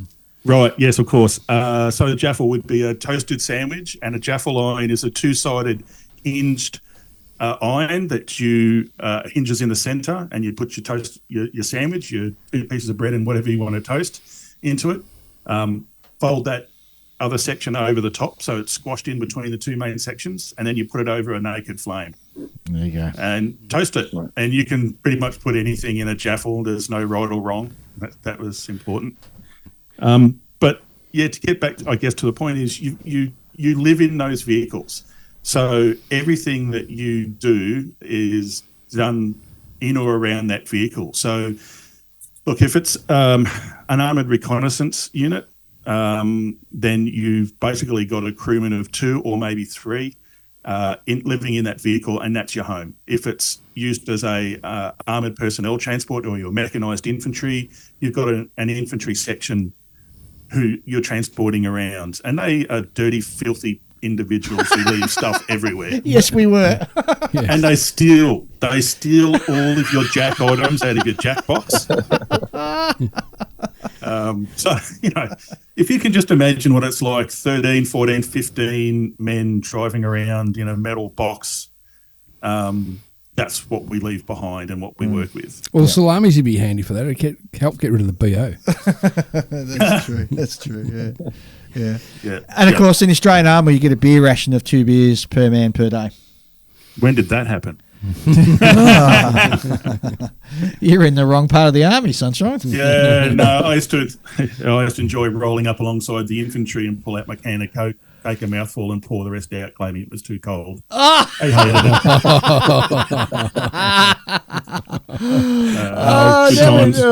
Jeez. Bedding rolls, all that sort of junk. So not only sleeping bags, but did you also manage to sneak on some stretchers, or you didn't bother with it? We occasionally, the unit had a vehicle that was designated as a bus, ambulance. Yep. They certainly would have stretchers in them. There wasn't commonplace to carry them around for us. When I was serving in 419 Prince of Wales Light Horse, the regiment was armoured reconnaissance, cavalry unit. So its tasks were very different. A vehicle in each troop, each 5-vehicle troop had assault troopers, so like their own infantry. So those guys used to make a mess, but then at the same time, that vehicle was kind of their home too, so they looked after it well. So, yeah. As far as wear and tear is concerned, I think, any photo that you see of a vehicle in operational service anywhere in the world in that family is going to have very similar wear in it, just because you enter and exit the vehicle from the same locations, either up over the top of your crew or up the ramp or through the combat hatch inside the ramp, if that's what you do for that vehicle. If it's a fire support vehicle in Australia, you're definitely exiting and entering the vehicle up over the top of it. And then you've got a turret as well, which has a whole different range of things. So if you modify this kit to make a fire support vehicle or one of the ones with the Vulcan 60 mil 20 mil cannon on it, there's a whole new range of things to look at. Yeah. It's going to be very exciting to see how all the different people sort of, it's. I can't wait for the model shows in 2025. We're going to start seeing these. It's going to be so rare to see the same kit. Yeah, if you know what I mean, on the table. Same. Everyone's going to have their own variation. Yeah. It's exciting to see that they're appearing all over the world at the moment. So a lot of the modelling groups that all of us are on, you're seeing people finally get their kit. They've been excited about it. I'm going to guarantee you, John, every single one of them is looking up your build to see what they're going to do. I know I've kind of slowed down a little bit, but I think there's already some guys that have finished there. It's just yeah. I've noticed a couple in the last day or two that have popped up. For me, I never ever buy two of the same kit because I just think there's too many different models that I'd like to build, and I don't want to sort of fixate on one particular, sort of genre. But I can categorically state I will buy at least one, maybe two more of the M113 just to put in a stash for that occasion when someone does do like an M163 with a Vulcan or a fitter's vehicle, or one of the numerous IDF vehicles with all the sort of Zelda armor and things like that. I never really, a bit like you were saying earlier, I never jumped on the Tiger 1 bandwagon because I was never really keen on the early Tiger 1, but I've now, you say I'm not interested, then I started picking up a book while I'm sat on the loo, and it was showing Tiger 1s all bashed up in Kursk, and it was like, that's really nice. It's like, and then you start looking and seeing if you can find one on eBay. So I'm determined that I'm going to kind of have a bit of sort of forethought with this one and get a couple and keep in the stash. So when you're building in 1/16 scale, though, it's not a weekend project. It's not something you knock over in 3 or 4 weeks. So if you're going to do multiple versions of something in that scale, you really have to be committed to it, and it really has to be a passion. Yeah, it does, definitely. Yeah, and I always remember where some of the older modelers when I was younger, they would sort of say, I'm not going to live long enough to build all these kits. Where I'm 57 now, and I start thinking, right, okay, if I'm building one of these a year, I'm going to have to start thinking carefully about which ones I'm going to choose. Yes. Yes, I noticed that when I moved house. Finding kits that I forgot I had. Being in 16 scale, it's got quite a huge presence just sitting there. I'm interested to find out how you guys are actually going to display it. Are you going to just have a plank on a tank, or are you both intending to tank do something? On a plank, you mean? What did I say? Plank on a tank. Oh, well, the other way around. Are you guys intending to go be a bit more adventurous with how you display it? I'll start with you, Stuart. I think you'll find when I've done mine, they'll initially, I'll probably throw them into some competitions here in Australia as a traditional tank on a plank, just because it'll be easier because I know what I have on my build schedule this year. But my longer term plan is I'm going to build 2 of these kits. I've got them here right next to me, actually. One of them will be a long tan car, and so that will go into a I was going to say small diorama base, but let's be honest, they're not going to be small, are they? And the same with the other one, because I'll build an early 90s light reconnaissance vehicle version of it and do the same, put that into something which will show some context. I think at this scale, it's a very easy to say everything should probably go on a base and give it some context and everything, but the reality is we're talking a much bigger size. Where do you store that? I've got some of those IKEA Detolf display units outside, and some things might come out of that, so these will fit in. But that'll take up an entire shelf. So that's consideration for me. What about you, John? The intention is always to put them on a bit of groundwork, like Stuart says, it puts them in context. But the reality is, by the time because they've all pretty much taken a year to do, I want to get on to the next thing, so they tend to just be on a black picture frame. But I was talking to someone recently about it, and it was actually Lester Plaskier, and it was the fact that the actual vehicle becomes the diorama. Yeah. And it's cut because they're so large. What you do is the vehicle is the background, and that draws your eye into all of the smaller details, whether it be the baseball bat and mitt and stuff on the Easy 8 Sherman, to spent cases, and just like a jerry can with all the chipping and weathering. So you look at the vehicle as an overall, which would be the equivalent of looking at the overall diorama, and then you start focusing on all the sort of tiny little areas of interest. So that's kind of what I've done, is make the vehicle the diorama, if that makes sense. It does. The vehicle's like a blank canvas. Yeah, that's an interesting concept.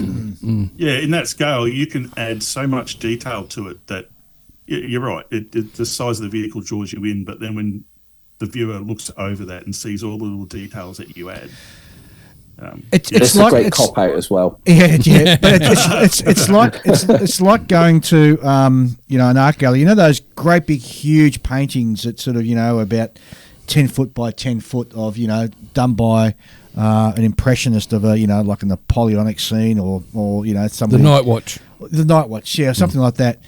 So because it's so large, when you're there physically looking at it, you're not worried about what the frame is. You're looking at the picture. Yes. Whereas with the dioramas and 30-second scale, 70-second scale, I think the frame helps sort of tell the story. Whereas I think what these gentlemen are both saying is the actual the vehicle itself is the canvas and all the added details. Because it's got such a presence in its size, and in fact, it probably demands that you have just a pure black base to sort of even elevate the model more as you're looking at it. Yes.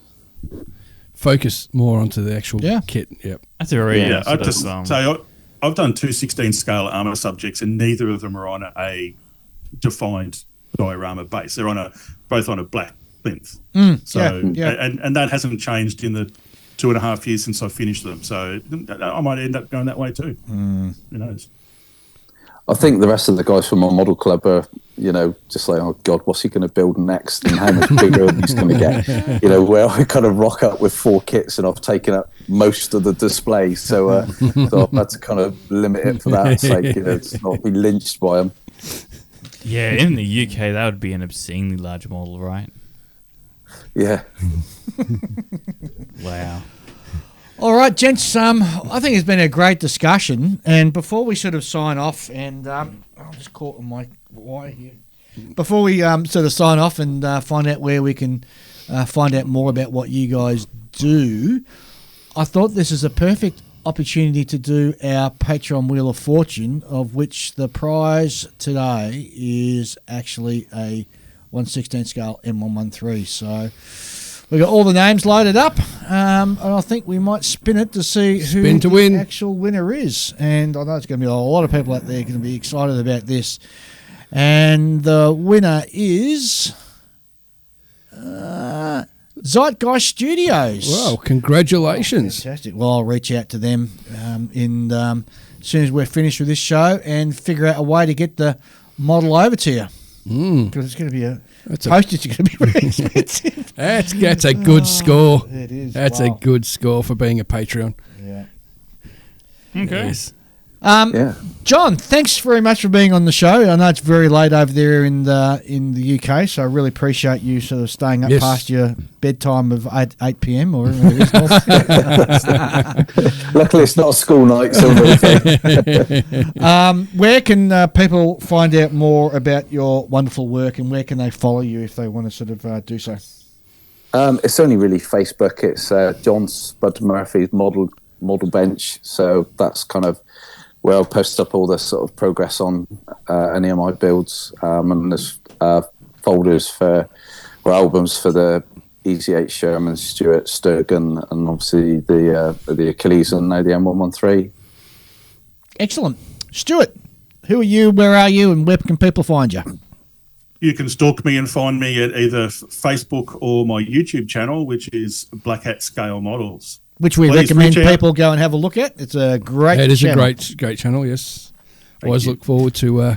and I was really impressed with the DR1. That came up a treat. It did come up a treat. It was. I can't wait to see you do the actual diorama for it. And I couldn't figure out where you're going with a magnet until it sort of twigged as to how you're intending to display it. So that should be really exciting to see that. Yeah, that'll be a bit different. I don't think anyone's done it quite like that before, but I wanted it so the planes everything could be removable and displayed by themselves. So I've still got to build a sock with camel, which is sitting on the shelf just up here. So that's later to come. It'll please some of our listeners the fact that you're doing it in flight. So Yes. Yeah, Chris and I have already spoken. I know who you're alluding to. Yes, he's as excited about it as I am. So so what's your if you don't sort of want to sort of share any secrets, that's fine. But what are your next couple of subjects coming up for your show? So I'm just about to start a pair of 35 scale AFV Club M113s to go in the long tan diorama. Yep. So I'll build those and I'll showcase those on the channel. And directly after that, I'll be doing some work on the massive number of figures I have to do for this diorama. So I figured I might as well do a video on showing how I'm going to build those and a efficient way of doing something like 135 scale figures. Yeah, very cool. So that's a lot of figures. Yeah. Call me a lunatic, but I'm having a crack at it. Yeah. I'm never going to moan about painting 50 ammo boxes again. I feel your pain, mate. I literally was doing the same thing that week, so I know exactly what you're going through. Gentlemen, it's been an absolute pleasure to have you both on. We should get you back again when you've got something exciting or just as exciting to talk to us about. So please feel free to reach out. But in the meantime, John, Spud, Murphy, thanks very much, mate. Thank you, buddy. Thank you very much. And Stewart, Black Hat Models, Rolfe. Catch you later, mate.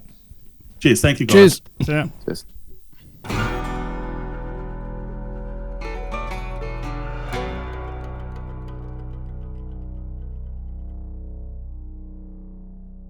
That was a great interview, wasn't it?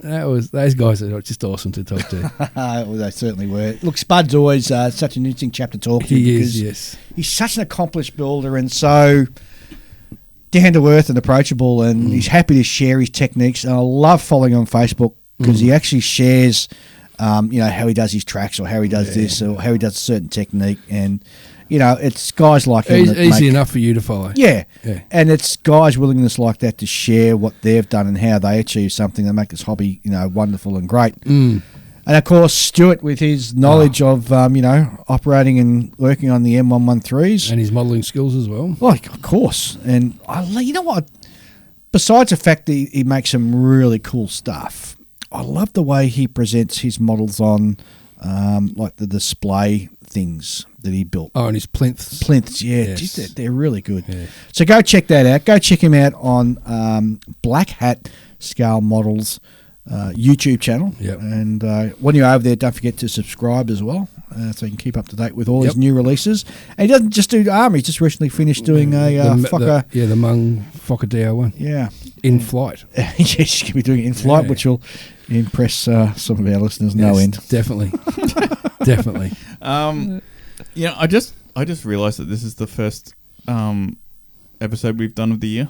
Yeah, it didn't. Like it's the whole. What do you mean? We've been talking about how all morning how it's great to be back for the year. I don't know. It just sort of hadn't occurred to me because like I normally think of like the first episode of any given year to be that episode where everyone's going, "Oh, these are the things I want to accomplish this year," and blah blah blah. And we did. I dove into what I want to accomplish this year. Yeah. build a room to do models. Yeah, exactly. But more important, this is season 9. This is our 9th year. Yeah, I know. Oh no. Why? What do you? What? I just realised that much time has elapsed. Yes. Since I got back into modelling. You got grey hair now, whereas when you first came here. No, I had grey hair then. It just wasn't quite so noticeable, right? There's like some... I'm not sure what percent... Back then he was able to touch it up. No, I never bothered to touch it up. I mean, why would I touch it up then and then not now? Oh, I do. I touch mine up. Well, I would say back then when we first started, I had a lot more hair than I have now. Yeah, I could touch my toes back then. I can't. Yeah, that too. Yeah. Yeah. I mean, apart from my hair going more grey, not much. I mean, I didn't build cars back then. But Yeah, you didn't. Yeah. Yeah, a lot has changed in that time. It has, yeah. But surprisingly not that much, actually, when you think about it. Yeah, like, it's still us three meeting in this room. Yep. Yep. Yeah. Things haven't changed. Look Yep. at these guys' eyes glaze over as they stare off into the distance. Yes. No, it's But been a great run nine, so it's far. our And ninth, yeah, our 9th year. Can you believe that? yeah. Well, one more year and we got our 10th anniversary. Oh, yeah. Well, there I'll probably get a letter from the king. Now, can you His think Majesty about will it? send me a letter. Like, if you could take a little, like a teleporter and go back in time to the when we first started this podcast and go, hey, just so you know, you'll still be doing this in 10 years' time and you still wouldn't have gone to Japan yet. I've been to Japan. You basically just passed through it. I still got off the You plane. did the speed run. I Come did. on. Well, Yeah, I've been speed to run. Japan. I've been to Japan. Look, if they had those models at the airport, you would have just gone to that kiosk instead of going to the. No. I still would have gone to and checked it. And You haven't seen anything no, yet. we've got to go. Yeah. We've got to go. We were talking about it between ourselves Yeah. this week. Yeah. Because Dave was going, let's go this year. Well, It's somebody like, else nah, sort of- sorry, dude. somebody else mentioned to me that hey, I'm going over to Shizuoka. Shizuoka. Shizuoka. Well, to Japan anyway. Yeah. Yeah. and he said, hey, do you want to come along? And I thought, yeah, it wouldn't be bad, but Well, you brought it up with us. I then and reached out to you guys because I thought it'd be really cool for us to go. yeah, and I said it's not worth going unless we're all going And there's no way I'm going. because like I've gone Not this year, right. anyway. I've Yeah. already gone, and I can tell you about stuff, but I mean it's not the same thing No, as you gotta go having see it. gone with Yeah, other yeah, people and yeah, they've yeah, seen what yeah, you've yeah, seen, yeah, and then we can just say, hey man, remember that time when we. Yeah. Well, it's interesting because I know that there's some other guys in the US who have been talking about all going, so I might reach out to them and look to build a 2026. Build an invasion force. Yeah, for 2026. Oh, you mean an occupational force? I mean, Ian, stop it, you're going to get us banned. So yeah. Well, I mean, this is what we always do. Like when we go to Canberra, it's like someone starts a Facebook group saying, Yeah. Canberra Invasion Force." Yeah. You know, Yeah, and then, yeah. or if it's the US, it's the United States invasion. Yeah. No, I'll reach out to some of our other friends and I'll plant the seed for a 2026. Well, 2026 is going to be We've got the States too. Oh man, I'm going to be so busy because in January 2026 I've got to go to Canada to catch up with my family. Then same year I've got to go back for nationals because it's on the second year, and then of course I've got Japan. So it's going to be a Plus all the local shows. Canberra, I think- QMHG. Yeah. Oh man, 2026 is going to be killer for me already. I better start saving all my money now. Well, that's it. Yeah, that's right. At least you've got the notice, Yes, true. Yes. True. and that's what we really need to do a bit more of in the future. We All need right. to plan these things out more deliberately because there's just too many events on the calendar. We need to Yeah. pick our battles. Yeah, we do. Yeah. We do. I think once we've retired, we'll be able to do it a bit easier. Well, we will and we won't because, and as much as, we've got Queensland that we want to get back to, QMHE, we've also got Cairns that we want to get to. And, Scale unless ACT. we drive, the cost of the flights is going to be, prohibitive, sort of flying there and back. Yeah.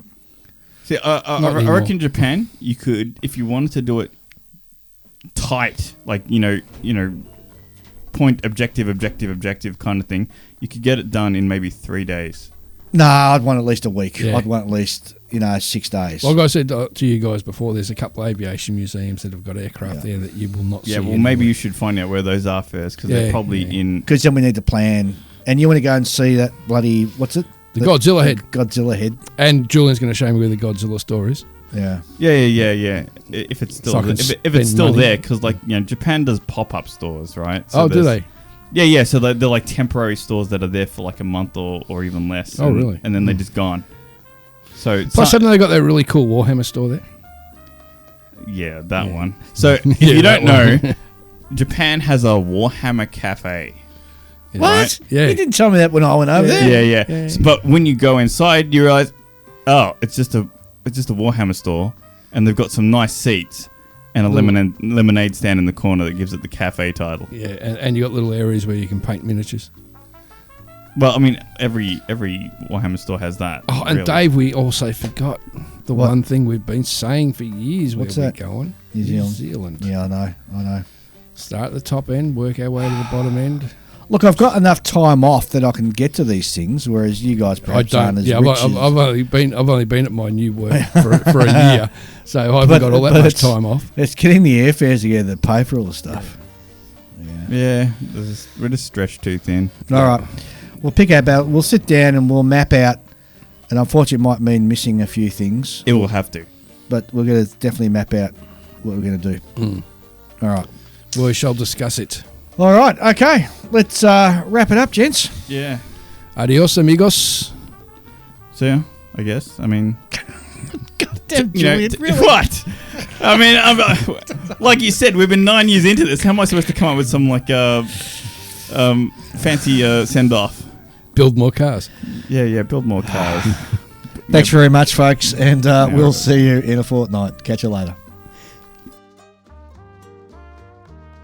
Thanks for joining us again in 2025. It's really been great having you with us all this time, and we're glad to see you back again. Don't forget, just before we go, that there are a host of other wonderful model podcasts for you to listen to. We have a landing page for all those great podcasts. Go to modelpodcasts.com, and it's listing there of all the other fantastic model podcasts for you to listen to. Don't forget also to rate those podcasts. It just helps lift them all at the same time. And of course, we recommend the YouTube channel Black Hat Scale Model by our good mate Stewart, and Workbench Hobbies by our other good mate Clayton Ockerby. Go and check those out, and also subscribe to them as well. We'll be back in a fortnight, so we'll see you then.